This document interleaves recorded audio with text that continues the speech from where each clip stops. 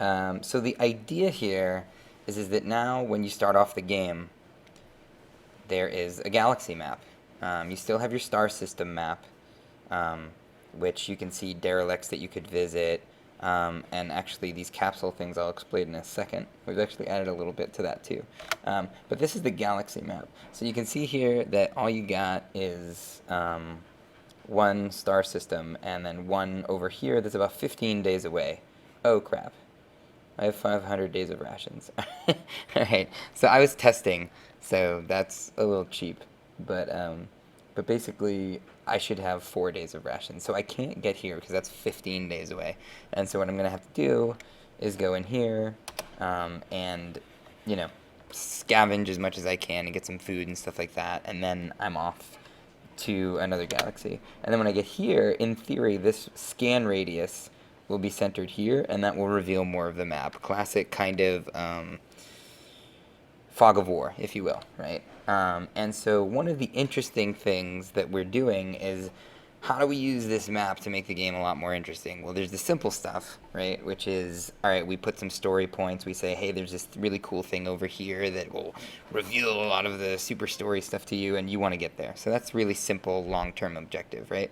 But let's be more clever than that. So one thing that happens is that you'll have a longer range scanner. So one of the ship upgrades that you'll find at some point is what's up? One of the ship upgrades that you'll have is a longer range scanner. So imagine if when I start exploring this space, there's this big black area right here, and I'm like, why can't I get across that? It might be that there's nothing there. It might be that my scanners can't detect anything. So what I would do is that when I got a long range scanner, I would jump over there and try to scan to see if I can see anything on the other side of that divide. And that creates these kind of short-term objectives, right? Where, oh my god, I just found a long-range scanner. I can't die. I've got to get to the edge of that space to see if I can get beyond it. Same thing with, I don't know if you guys have noticed, but we have these outposts now. Um,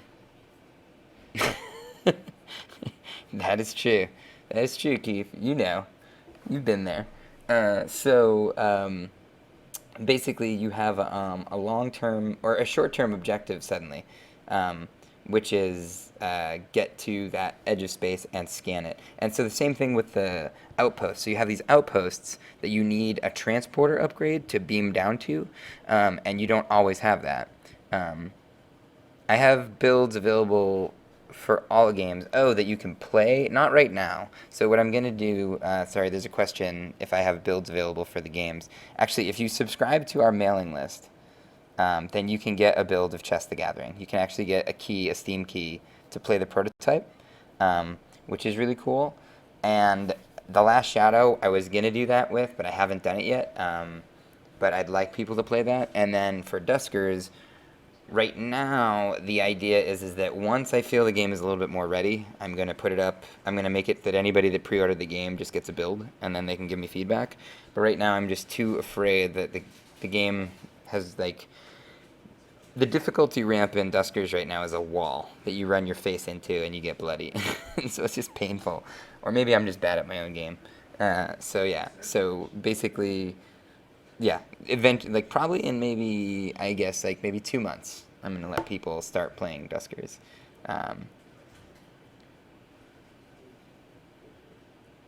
Oh, yeah, no, absolutely. I definitely will. And I can send you over stuff. I love Co-Optimus.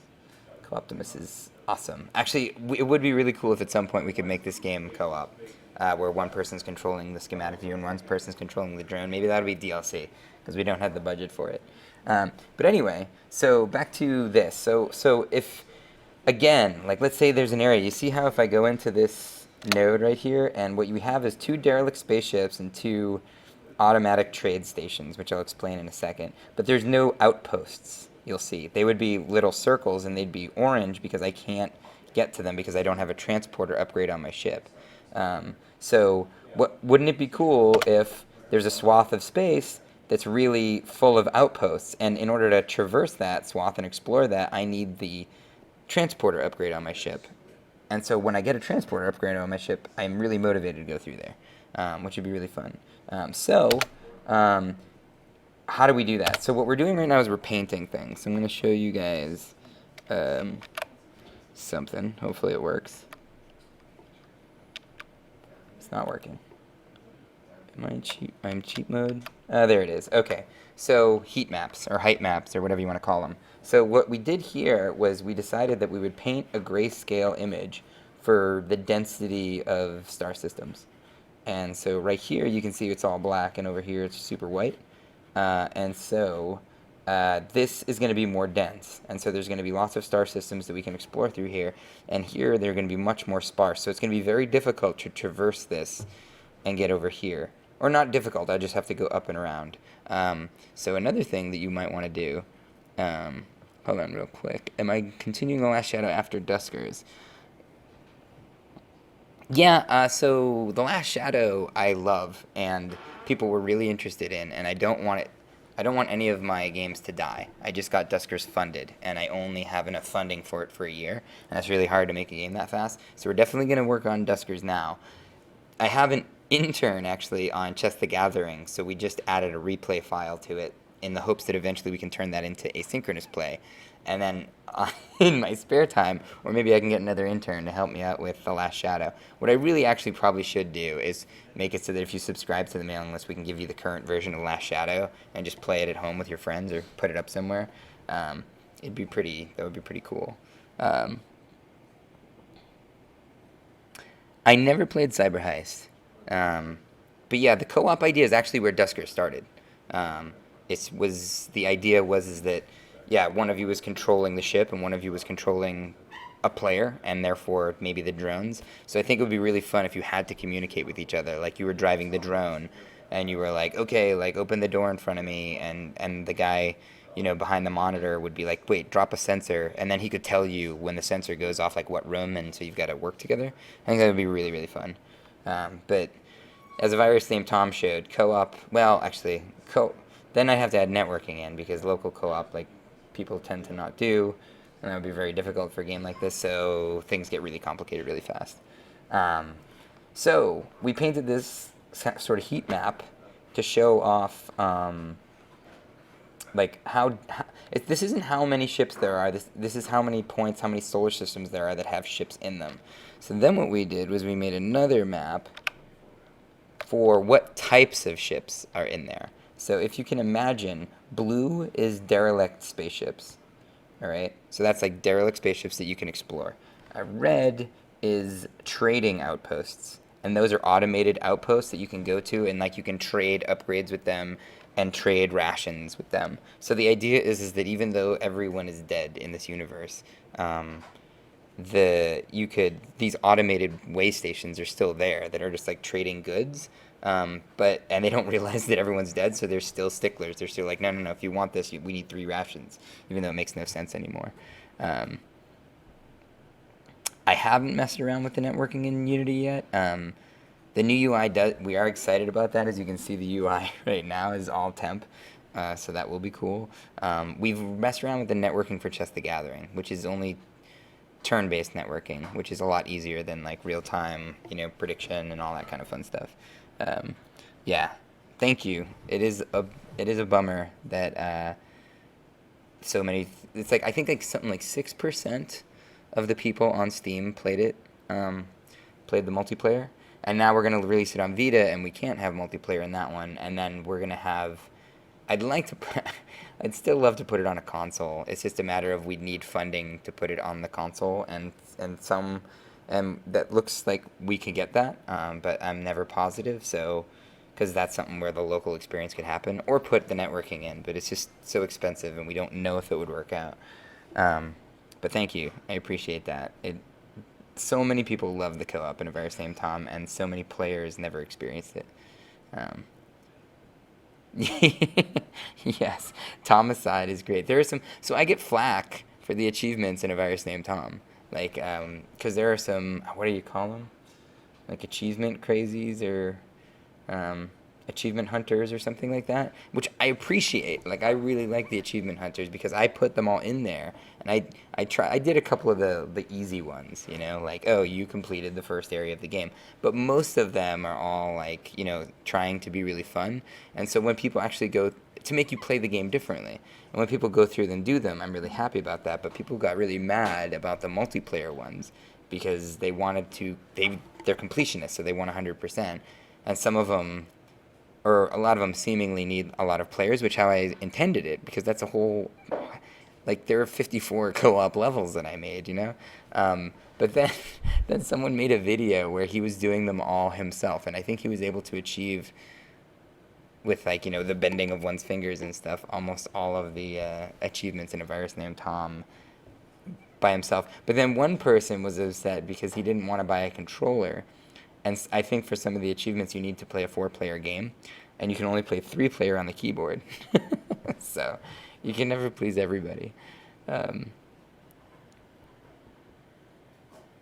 Yeah, yeah, it's something that we haven't really played around a lot with. As in India, it's very difficult when you're talking about networking because there's a lot of, you know, just testing it and doing all that stuff is kind of tricky.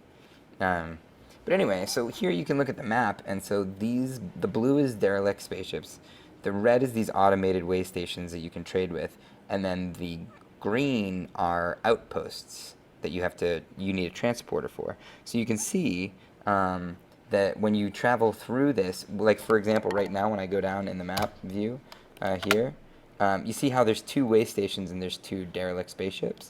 And if you go back here, and I turn that back on, you can see how this is red and blue where they kind of meet, so that's why. So you can see how by painting this map, like all of a sudden, if you don't have a transporter, it'd be very difficult to get across this, right? So, and because if you look back at the density map, this gets really black, so you can kind of see here how you're going to have to go up around here, and then you're going to need transporters to get through this area. We also have this, which is not how many solar systems there are, but how many actual objects are there, like how many ships are that you can board. So you can see here that what's going to happen is if we combine these 2 maps, there's going to be solar systems are starting to get sparse here, and the ships are going to get really sparse right here. So imagine when you're traveling through here, you go to a solar system and there's only like 1 or 2 ships in each solar system to collect rations off of, and that's not easy, right? Like usually, as you can see from me, to gain up enough rations to jump to the next ship, sometimes you'll need like 3 or 4, and sometimes 3 or 4 of them in addition, so that you can just run away when things go really bad. So here, when you're traversing across this, you can see that what happens is when I'm in a solar system and there's only 2 derelicts left, I will, what will I do? When there's only 2 left, then all of a sudden I have to take a lot more risks because I need to get all of the rations in that, and so like it's kind of exciting because it's like, you know, I can't run away. I have to go in and get all the rations. So that's what the hopes is here, is that by manipulating this map, we can put you in these kind of more meta situations where when you're traveling from system to system, you have to get riskier and riskier. So anyway, that's kind of the nerdy explanation of what's going on here. I would reveal the whole map, but then I think, oh, actually, I'll just try. Let me see. Okay, so this is the whole map revealed. So what you can see here is that what Jeremy did is he wrote a shader, and you know, none of this is perfect yet, but what he did was he tried to use those height fields to color the solar system. So in theory, as you were traveling around this, when you can only see this, you can see how it's blue and purplish, so you know that it's red. So you kind of have an idea that there are lots of derelicts around here, and it's kind of densely populated. And when you got up to the edge of this and you saw this blackness here, you'd be like, oh, there's not much there. And when you got over here and you saw that over here is all this orange, you'd be like, oh, like there's going to be a lot of outposts, right, that you would hit. And so that just kind of lets you know before you jump there that this is going to be like, if you don't have a transporter, then you know, maybe this isn't the turn I guess I'll call them lives. I don't really know. Maybe this isn't the life to go and do that until you get a transporter. Um, I was also hoping that it could drive the fiction a little bit. Like maybe this orange kind of represents that there's a lot of minerals in this area or something like that. Like it's like the rings of Saturn or something like that that can be mined or something, collected. And so that's why there are lots of outposts, like static outposts there, is because that's what's going on. And it can kind of you're kind of starting to create this world.